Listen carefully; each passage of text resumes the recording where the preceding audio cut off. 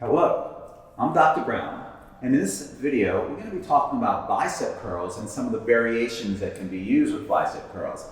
My wonderful model, Marissa, is going to work with me on this. So we're going to start with just a standard curl, okay? The one that works, isolates the bicep best, okay? And that's simply, now let me just digress a moment. Curls can be done both seated and standing. We're demonstrating standing here. Whenever you're holding weight in a standing position, you generally want to have your knees a little bit soft. Okay, so that's my first instruction, just to protect that low back. Keep your knees soft, don't lock them out. All right, next thing is with the standard curls, you want to really bring the upper arms into the body and hug your rib cage with your upper arms and your elbows into your side, okay?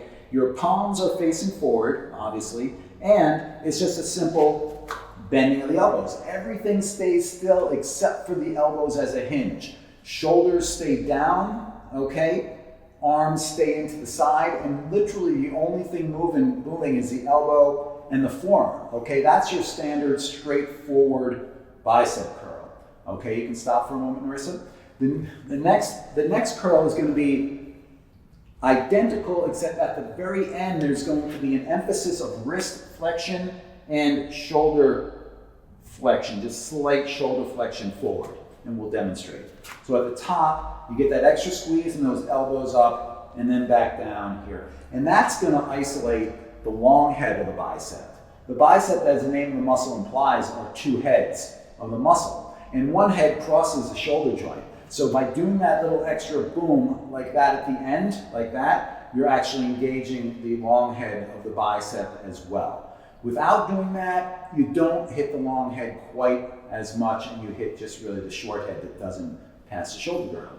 Okay, the next variation, you can relax for a moment, is something called the hammer curl. Now the hammer curl, because of the direction in which you're bringing the weight up and relative to your forearm, is going to work your brachioradialis, the forearm muscle right here. And that's just basically, as Narissa's showing, is just bringing the weight across your body.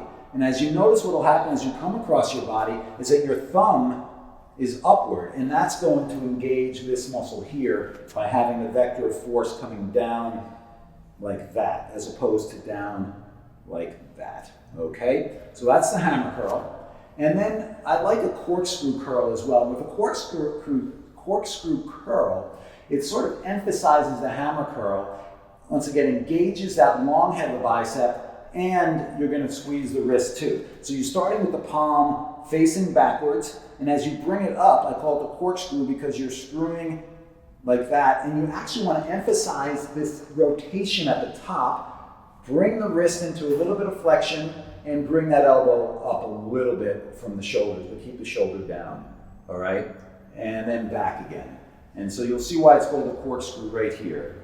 So, boom, and she's screwing the cork, and boom, at the end, thump, like that, and emphasizing it, okay? And that's the curl and variations on the curl. One other thing I'll say about the bicep curl is you can do it either alternating, you can do it one, you can do it alternating, or you can do it both at the same time. And I'll tell you the benefit of those. Both at the same time, you're knocking it out in one go. That's a good thing if you're short on time or whatever. You know, you're working symmetry and the feeling on both sides of your body.